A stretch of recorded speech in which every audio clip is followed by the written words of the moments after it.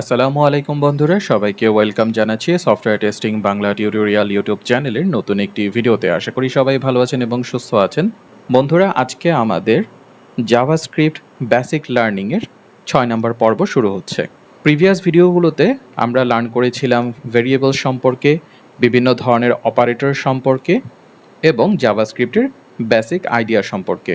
আজকের ভিডিওতে আমরা লার্ন করব ডেটা নিয়ে এবং ডেটা ইনপুট নিয়ে। আজকের ভিডিও লার্ন করার জন্য নতুন একটি ফাইল আমি তৈরি করেছি বা মডিউল আমি তৈরি করেছি, যার নাম হলো user input and conversion. Previous ভিডিওগুলোতে আমরা লার্ন করেছিলাম ভেরিয়েবল কী জিনিস এবং বিভিন্ন কাজে অ্যারিথমেটিক, কম্প্যারিজন এই ধরনের কাজ করার জন্য আমাদের ভেরিয়েবল কিভাবে কাজে লাগে। তো আমরা তো চাইলে লেট দিয়ে একটা ভেরিয়েবল এভাবে লিখতে পারি এবং ইনিশিয়ালি এটাকে আমরা ইনিশিয়ালাইজ করছি, দেন পরবর্তীতে আমরা চাইলে এখানে ভ্যালু অ্যাসাইন করতে পারি। এবং এই যে ভ্যারিয়েবলটা অ্যাসাইন করলাম, এটা একটা স্ট্রিং টাইপের ভ্যারিয়েবল, কারণ আমরা এখানে স্ট্রিং ধরনের ভ্যালু রেখেছি। যদি আপনারা একটু রিকল করতে পারেন, ডাবল কোট বা সিঙ্গেল কোটের মাঝখানে আমরা যা লিখি এটা হলো স্ট্রিং, যেটা হলো নর্মাল লেখালেখি। আপনাদের কেউ যদি আজকের ভিডিও নতুন দেখে থাকেন, তাহলে আমি আপনাদেরকে অনুরোধ জানাবো আমার প্রিভিয়াস ভিডিওগুলো দেখে আসার জন্য। এতে করে আজকের কনসেপ্টটা বুঝতে কিছুটা আপনাদের হেল্প হবে। এখন এই যে আমরা ভেরিয়েবলটা লিখলাম, এটা তো আমাদের কোডের মাঝখানে, এবং এখানে যেই ভ্যালুটা আমরা দিয়েছি এটাই মূলত ডেটা। এটাকে আমরা বিভিন্ন কাজে ব্যবহার করতে পারি, কম্প্যারিজন করার জন্য, প্রিন্ট করার জন্য, অনেক কাজে ব্যবহার করা যায়। এখন আমরা কি সবসময় এরকম কোডের ভেতরেই যে ডেটা বা ভ্যালুগুলো আছে এগুলো হার্ড কোডভাবে দিয়ে দিব? আমি যদি কোডের ভেতরে এইভাবে লেখাগুলোকে দিয়ে দিই, তাহলে এটাকে বলে হার্ড কোডেড ভ্যালু, মানে আমরা কোডের ভেতরে এই জিনিসটা দিয়ে দিয়েছি। প্রোগ্রামটা যখন রান করা শুরু করে তখন কিন্তু এটা আমাদের পরিবর্তন বা চেঞ্জ করার কোনো ব্যবস্থা থাকে না, আমরা চাইলেও চেঞ্জ করতে পারি না। আমাদেরকে প্রোগ্রামটাকে স্টপ করে তারপরে ভ্যালুটা চেঞ্জ করে দেন আবার প্রোগ্রামটাকে রান করতে হবে। আমরা একটু এক্সাম্পল দেখি। সো console.log যদি আমরা করি, এই নেমটাকে যদি আমরা প্রিন্ট দেই, তারপরে সেভ করে নিলাম, আমরা কিভাবে রান করতে পারি? নোড, যেহেতু আমরা নোডের মধ্যে এই কোডটা বা প্রোগ্রামটা রান করব, সো ইউজার ইনপুট, ওকে, আমরা কিন্তু এখানে জন লেখাটা দেখতে পাচ্ছি। এখন কথার কথা, আমরা নামটা চেঞ্জ করতে চাই। এই জন লেখা পরিবর্তন করে আমরা এখানে জেরি দিলাম, দিয়ে আমরা সেভ করলাম। যদিও আমাদের জন লেখার পরে প্রোগ্রামটা ক্লোজ হয়ে গেছে, কিন্তু প্রোগ্রামটা যদি ক্লোজ না হতো, এই জেরি লেখার পরে আমরা কিন্তু সেই জিনিসটার পরিবর্তন এখানে দেখতে পারতাম না। মানে ওই নেমের ভেতরে জেরি ভ্যালুটা আমরা লিখেছি, কিন্তু যেই প্রোগ্রামটা মেমোরিতে মানে কম্পিউটারের র্যামের ভেতরে রয়েছে, রান করছে, আমরা যখন কোনো প্রোগ্রাম রান করি, পুরো ফাইল, পুরো কোডিংটা কিন্তু মেমোরি বা র্যামের ভেতরে প্রথমে লোড হয় এবং সেইটা চলে আমরা কিছু একটা করতে পারি। সো ওই র্যামের ভেতরে কিন্তু কোনো পরিবর্তন হয়নি। সো আমরা এখন দিলে হয়তো আমরা জেরি দেখতে পাবো। হ্যাঁ, জেরি দেখতে পাচ্ছি। আমাদের অনেক সময় প্রয়োজন পড়ে, আমি প্রোগ্রাম চলাকালীন অবস্থায় কোনো একটা ইনপুট দিব বা কোনো একটা ডেটা আমি সেখানে দিব। সবসময় আমরা হার্ড কোডেড ভ্যালু রাখবো না। মানে আমি এভাবে লেট দিয়ে নেমটাকে ঠিকই ইনিশিয়ালাইজ করব, কিন্তু আমরা তার মধ্যে এই ভ্যালু জেরি বা জন এগুলো কিছু রাখবো না। এই কাজটা আমরা কিভাবে করতে পারি? বিভিন্নভাবে ইউজার থেকে ইনপুট ডেটা নেওয়া যায়। এক এক প্রোগ্রামিং ল্যাঙ্গুয়েজে এক একভাবে নেওয়া যায়। ব্রাউজারে যখন আমরা জাভাস্ক্রিপ্টের কোনো একটা প্রোগ্রাম রান করি, তার জন্য ডিফারেন্ট একটা ওয়ে রয়েছে ইনপুট নেওয়ার জন্য। কিন্তু আমরা যেহেতু ব্রাউজারে কাজ করছি না, আমরা কাজ করছি নোড জেএস-এর ওপরে এবং রান করব নোডের যে ইঞ্জিন বা মেশিনটা রয়েছে তার মধ্যে, তাই এইখানে ডেটা ইনপুট নেওয়ার বিষয়টা একটু ভিন্ন। এইখানে আমাদেরকে থার্ড পার্টি একটা প্যাকেজ প্রয়োজন পড়বে, যেটা হলো নোডেরই প্যাকেজ, যেটা আমাদেরকে ইউজার থেকে ডেটার ইনপুট নিতে হেল্প করবে। প্যাকেজটার নাম হলো প্রম্পট সিঙ্ক। এই জিনিসগুলোকে আমি ক্লিন করে ফেলি এখনকার জন্য। এখন এই যে প্রম্পট সিঙ্ক, এটা মূলত কি? এটা হলো প্যাকেজ, মানে থার্ড পার্টি একটা প্যাকেজ। এবার আপনাদের মনে একটা কমন কোশ্চেন আসতে পারে, প্যাকেজ জিনিস আসলে কি? প্যাকেজ হলো, আপনারা এভাবে চিন্তা করতে পারেন, একটা বক্স যেটার ভেতরে এক একজন এক এক পারপাসে ইউজ করতে পারে কমন কিছু কোড ওই বক্সের মধ্যে আগে থেকে কেউ একজন লিখে রেখেছে এবং সেটা পাবলিকলি ওপেন করে দিয়েছে। পাবলিক ছাড়া প্রাইভেটলিও প্যাকেজ থাকতে পারে, বাট এই প্রম্পট সিঙ্ক এই প্যাকেজটা একটা পাবলিক প্যাকেজ। এটার মধ্যে কিছু কোড রয়েছে, যেই কোডটা কেউ না কেউ লিখেছে এবং এটা আমাদেরকে হেল্প করে ইউজারের থেকে ডেটার ইনপুট নেওয়ার জন্য। সবার প্রথমে আমাদের যেটা করতে হবে, এই প্রম্পট সিঙ্ক এই প্যাকেজটা আমরা পাবো কোথায়? আমরা এখন পর্যন্ত নোড প্যাকেজ ম্যানেজার দেখিনি, বাট একটা মার্কেট প্লেস রয়েছে, আমরা এটাকে মার্কেট প্লেস বলতে পারি, একটা বাজার রয়েছে যেখানে বিভিন্ন ধরনের প্যাকেজ পাওয়া যায়। এবং এই বাজারে কেনাকাটা করতে গেলে অবশ্যই বাজার চিন্তা না করে এটাকে আমরা একটা দোকান হিসেবেও চিন্তা করতে পারি। এই দোকানে অনেক ধরনের প্যাকেজ রয়েছে। এখন দোকান যেহেতু আছে, তার একজন তো দোকানদার থাকবে। এই প্যাকেজগুলো কেনার জন্য বা নেয়ার জন্য আমাদের একটা দোকানদার রয়েছে যার নাম হলো NPM। এটার নাম হলো নোড প্যাকেজ ম্যানেজার। সো আমরা যদি আমাদের যে টার্মিনাল রয়েছে এখানে NPM লিখি, দেন স্পেস দিয়ে আমরা কি করতে চাই, আমরা একটা প্যাকেজ নিতে চাই। সো নেয়ার জন্য কমান্ড হলো ইনস্টল। নর্মালি আমরা সফটওয়্যার যেমন সেট আপ বা ইনস্টল করি, একই বিষয়। সো ইনস্টল, দেন আমরা যদি লিখি প্রম্পট ড্যাশ সিঙ্ক এবং এন্টার দেই, আমাদের এই যে দোকান রয়েছে এই দোকান থেকে প্যাকেজটা ইনস্টল হয়ে গেল। এখন এই প্যাকেজটা যে ইনস্টল হলো, প্যাকেজটা আসলে কোথায় ইনস্টল হলো? আমাদের যে মেইন ফোল্ডার রয়েছে, আমরা যদি এই ফোল্ডারটাকে যে জাভাস্ক্রিপ্ট বেসিক ফর কিউএ এটাকে একটা প্রজেক্ট হিসেবে চিন্তা করি, এটার নাম হবে হলো রুট ডিরেক্টরির আরেক নাম হলো ফোল্ডার। এই রুট ডিরেক্টরির মধ্যে নোডের যত মডিউলস আমরা আমাদের এই প্রজেক্টে ইউজ করব, সবগুলো নোড মডিউলস এইখানে ইনস্টল হবে। এই যে দেখুন প্রম্পট সিঙ্ক, এটা কিন্তু এইখানে ইনস্টল হয়ে গেছে। এই প্রজেক্টে আমরা এখন এটাকে বারবার বিভিন্ন কাজে ইউজ করতে পারবো। আমাদের কারেন্ট কাজ কি? ইউজার থেকে ইনপুট নেয়া। একটা প্রজেক্টে এরকম 100 আলাদা আলাদা থার্ড পার্টি মডিউল বা প্যাকেজ থাকতে পারে, তো প্রয়োজন পড়তে পারে সবগুলোই এই নোড মডিউলসের মধ্যে থাকবে। আলাদা আলাদা প্রজেক্ট যখন আপনি করবেন, মানে রুট ডিরেক্টরি, সেইখানে আলাদাভাবে আপনার প্রয়োজন মতো প্যাকেজগুলোকে ইনস্টল করে নিতে হবে। এখন আমাদের প্যাকেজ ইনস্টল হয়ে যাওয়ার পরে এটাকে তো আমাদেরকে আমাদের প্রজেক্টে বা কোডের মধ্যে ব্যবহার করতে হবে। এই ব্যবহার করার জন্য নোডের নিজস্ব একটা ফাংশন রয়েছে। ফাংশনকে আমরা এভাবে চিন্তা করতে পারি, একটা উপায় থার্ড পার্টি প্যাকেজগুলোকে ব্যবহার করার জন্য, যার নাম হলো রিকোয়ার। ফাংশন নিয়ে ইন ডিটেলসে আমরা পরে আরও আলোচনা করব এটা কি জিনিস। সো এই রিকোয়ার লিখে এরকম দুইটা ব্র্যাকেট দিয়ে ক্লোজ করে দিলে এটা হলো নোডের নিজস্ব একটা ফাংশন।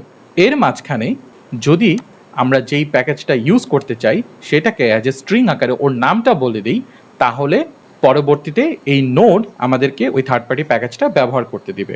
তাহলে স্ট্রিং আমরা কিভাবে লিখতে পারি? এইভাবে। এবং এখানে যদি আমরা লিখি প্রম্পট সিঙ্ক, দেখুন এই যে আমরা বললাম কি, যে আমার প্রয়োজন এই প্রজেক্টে রিকোয়ারটাকে আমরা এভাবে চিন্তা করতে পারি, আমাদের প্রয়োজন কি? প্রয়োজন প্রম্পট সিঙ্ক, এটাকে ব্যবহার করা প্রয়োজন।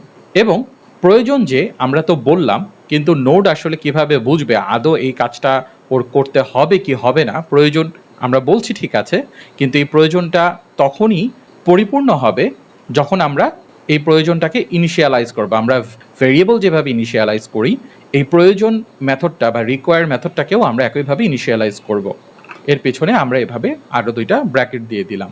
তাহলে আমরা বলছি যে আমার একটা প্যাকেজ ইনস্টল করা প্রয়োজন বা ইউজ করা প্রয়োজন, যার নাম হলো প্রম্পট সিঙ্ক, এবং এটাকে ইনিশিয়ালাইজ করো মানে ইউজ করার জন্য রেডি করে ফেলো। এখন এই জিনিসটা আমরা একটা ভেরিয়েবলের মধ্যে রাখতে পারি, যেই ভেরিয়েবলের নাম দিতে পারি আমরা ইউজারের থেকে, যেহেতু আমরা ইনপুট নিব, so user input, user underscore input. এই যে ইউজার ইনপুট দিয়ে আমরা একটা প্যাকেজকে ইউজ করার জন্য এই প্যাকেজটাকে আমরা এখন একটা ভেরিয়েবল আকারে চিন্তা করতে পারি। এইটা ইনিশিয়ালাইজ করলাম প্যাকেজটাকে। এই জিনিসটা আমরা চাই যে আমাদের পুরো প্রোগ্রাম যখন রান করবে আর পরবর্তীতে চেঞ্জ না হোক। সো আপনাদের যদি মনে থাকে কোনো একটা ভেরিয়েবলের ভ্যালু যাতে চেঞ্জ না হয়, সেই ক্ষেত্রে আমরা কি করতে পারি? আমরা এই ভ্যালুটাকে বা ভেরিয়েবলটাকে কনস্ট্যান্ট আকারে ডিক্লেয়ার করতে পারি লেট বা ভারের পরিবর্তে। সো আমরা বলে দিলাম কি, এই ভেরিয়েবলটা কনস্ট্যান্ট থাকবে এবং এই ভেরিয়েবলের ভেতরে মূলত আমরা এটা বলছি যে প্রম্পট সিঙ্ক এই প্যাকেজটাকে আমরা ব্যবহার করব। এইবার এই যে ভেরিয়েবলটা কনস্ট্যান্ট টাইপের, এইটাকে ইউজ করে আমরা ইউজারের কাছ থেকে ইনপুট নিতে পারি যখন আমাদের প্রোগ্রামটা রান করবে। এখন এই ইউজার ইনপুট ভেরিয়েবলটা নর্মাল ভেরিয়েবলের মতন না, এই ভেরিয়েবলের ভেতরে মূলত একটা প্যাকেজ রয়েছে, হোল একটা প্যাকেজ রয়েছে, তাই এটার ব্যবহার বিধিও একটু ভিন্ন। আমাদেরকে যেটা করতে হবে, ধরুন আপনি যখন প্রোগ্রামটা রান করবেন, ইউজারের জন্য একটা ইনপুটের জায়গা আসলো, কিন্তু ইউজারটাকে তো বুঝতে হবে যে আসলে এখানে কি দিব। তাহলে আমরা এটাকে এভাবে করে বলতে পারি, একটা ভেরিয়েবল নাম দিতে পারি বা একটা স্ট্রিং লিখতে পারি, যেই স্ট্রিংটার নাম হলো user message. So let user input message equal to please enter your name দিয়ে কোলন দিয়ে একটা স্পেস দিলাম, এতে করে ইউজার যখন ইনপুট দিবে একটু ফাঁকা জায়গা থাকবে, না হলে এই কোলনের পরপরই ইউজারের ইনপুটটা চলে আসবে। এবার আমাদের ওই যে ইউজার ইনপুট ভেরিয়েবলটা তৈরি করেছিলাম কনস্ট্যান্ট টাইপের, যার ভিতরে পুরো গোটা একটা প্যাকেজ রয়েছে, সেটা আমরা দিব ইউজার ইনপুট এবং ব্র্যাকেটের ভেতরে আমরা এই মেসেজটা দিয়ে দিব। So user input message. এতে করে কি হবে, আমাদের এইখানে লেখা আসবে যে প্লিজ এন্টার ইউর নেম, এবং আমরা সেখানে একটা নেম দিতে পারবো। চলুন এই পর্যায়ে আমরা একটু প্রোগ্রামটাকে সেভ করে একটু রান দিয়ে দেখি কি হয়। So note user input and conversion as it is, আমরা যেভাবে লিখেছিলাম .js সহকারে এটা লিখে আমরা এন্টার দিলাম। দেখুন আমাদেরকে এখন বলছে, প্রোগ্রামটা কিন্তু রানিং অবস্থায় আছে এবং আমাদেরকে বলছে please enter your name. So আমরা যদি এখানে এখন জেরি লিখি, দিয়ে এন্টার দিই, আমরা ইনপুট দিতে পারছি। কিন্তু ইনপুট দেওয়ার পরে এটা কিন্তু ভ্যানিশ হয়ে যাচ্ছে। আমাদের প্রোগ্রাম আমাদেরকে একটা অপশন দিয়েছে যে তুমি চাইলে এখন এখানে একটা তোমার নিজস্ব জিনিস ইনপুট দিতে পারো, যেটা প্রোগ্রামের ভেতর ঢুকবে, কিন্তু ঢোকার পরবর্তীতেই প্রোগ্রামও শেষ হয়ে যাচ্ছে এবং আমরা যা ইনপুট দিয়েছি এটাও হারিয়ে যাচ্ছে। সো এই জিনিসটাকে আমরা চাইলে আরেকটা ভেরিয়েবলের ভেতরে রাখতে পারি, যাতে করে আমরা এটা পরবর্তীতে ব্যবহার করতে পারি। এই জন্যই মূলত আমাদের ভেরিয়েবল লাগে, এটা আমরা আগের ভিডিওগুলোতে দেখেছিলাম। সো লেট দিয়ে আমরা যদি লিখি ইউজার আন্ডারস্কোর নেম, এইবার আমাদেরকে প্রথমে ইউজার ইনপুটের মেসেজটা আসবে, আমরা ইনপুট দিব, সেই ইনপুটটা এই ইউজার নেম ভেরিয়েবলের ভেতরে সেভ হবে এবং এটা আমরা পরবর্তীতে যা খুশি তাই করতে পারবো। তাহলে এটাকে যদি আমরা এখন প্রিন্ট দেই console.log ইউজার নেম। সো এবার যদি আমরা আমাদের প্রোগ্রামটাকে রান করি, এন্টার দিলাম, আমাদেরকে বলল প্লিজ এন্টার ইউর নেম, আমরা জেরি লিখে আবার এন্টার দিলাম, আমাদেরকে কিন্তু জেরি প্রিন্ট করে দেখাচ্ছে।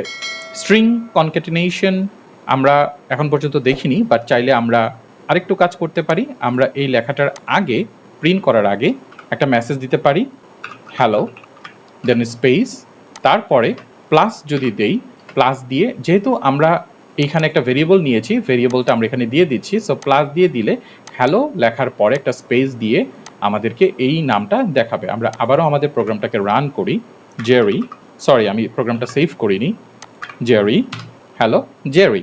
সো এখন আমরা জানি আমরা যদি চাই প্রোগ্রাম রান করা অবস্থায় কনসোলের ভেতর থেকে ইউজারের প্রয়োজনীয় ইনপুট কি দেখতে চাই, আসলে বারবার একই জিনিস না দেখে, যেটা আমরা কোডের ভিতরে হার্ড কোডেড দিয়ে দিচ্ছি, আমরা বারবার বিভিন্ন জিনিস দেখতে পারি। এখানেই আমাদের ইউজার থেকে ইনপুট নেয়ার লার্নিং শেষ। আজকের ভিডিওতে আমরা আরেকটু জিনিস লার্ন করব, সেটা হলো ভ্যালু কনভার্সন। কি জিনিস, কেন লাগবে, এখন আমরা এটা জানবো। এখন শুরুতে আমরা একটা ছোট ক্যালকুলেটর প্রোগ্রাম তৈরি করি, যেটা ইউজারের কাছ থেকে দুইটা নাম্বার নেবে এবং ফাইনালি আমাদেরকে তার যোগফলটা দেখাবে। প্রথমে আমরা ইউজারকে জানাতে চাই আমাদের প্রোগ্রামটা কি। আমাদের console.log করে একটা মেসেজ দিতে হবে, যাতে ইউজার বুঝতে পারে আমাদের এই প্রোগ্রামের কাজটা আসলে কি। সো আমরা বললাম this is a 2 number addition calculator, মানে যেটা দুইটা নাম্বার যোগ করবে।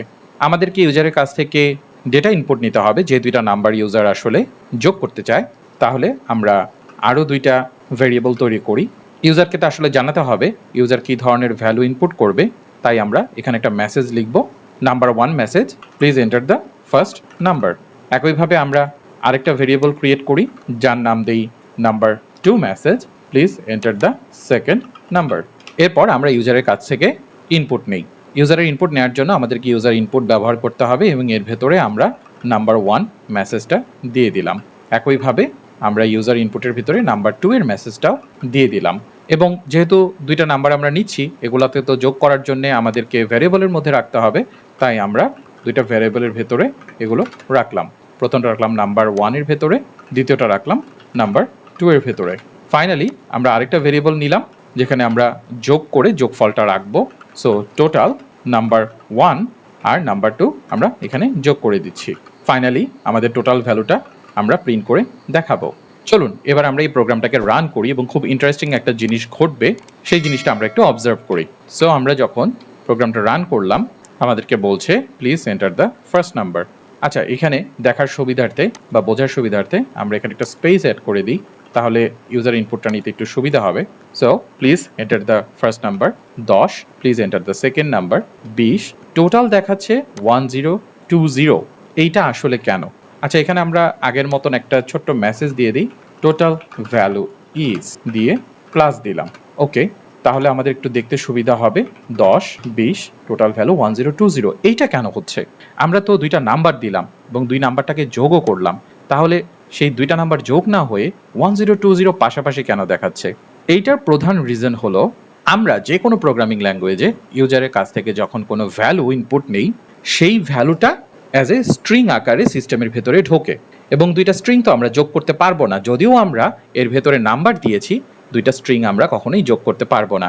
নর্মালি যেটা হচ্ছে যে এটা একটা স্ট্রিং এবং প্লাস দিয়ে আমরা আরেকটা স্ট্রিং প্রিন্ট করছি, আর এখানে দুইটা স্ট্রিং পাশাপাশি রেখে যোগ করা মানে হলো, স্ট্রিংয়ের ক্ষেত্রে যোগ করা মানে হলো দুইটা আলাদা আলাদা স্ট্রিংকে একসাথে জোড়া লাগানো, লাগিয়ে আমরা টোটালের ভিতরে রাখছি। তাহলে আমাদেরকে করণীয় কি? আমাদের করণীয় হলো, যেহেতু সবসময় আমাদের যখনই ইনপুট দিব অ্যাজ এ স্ট্রিং আকারেই ইনপুট হবে, এই স্ট্রিং ভ্যালুটাকে নাম্বারে পরিণত করে নিতে হবে। নাম্বারে পরিণত করার জন্য জাভাস্ক্রিপ্টের একটা মেথড রয়েছে যার নাম হলো নাম্বার। এটাকে বলে টাইপ কনভার্সন, মানে আমরা স্ট্রিং টাইপটাকে অ্যাজ এ নাম্বার টাইপে কনভার্ট করে নিচ্ছি। সো আমরা যখন ইউজারের কাছ থেকে ইনপুট নিচ্ছি, এটা একটা স্ট্রিং আকারে আসছে, সেইটা এখানে এসে স্ট্রিংই থাকছে, কিন্তু পরবর্তীতে আমরা বলছি কি না, এটাকে আমরা স্ট্রিং রাখতে চাই, এটাকে আমরা নাম্বার পরিণত করতে চাই। সো নাম্বার আগে বলে দিলাম, ব্র্যাকেটের ভিতরে বলে দিলাম যে কাকে আসলে নাম্বারে পরিণত করতে চাই, এবং ফাইনালি নাম্বারে পরিণত হয়ে দুইটা নাম্বার 10 আর 20 যোগ হয়ে আমরা 30 রেজাল্ট দেখতে পাবো। প্রোগ্রামটাকে আবার রিরান দেই। So enter the first number 10, second number 20, total value is 30।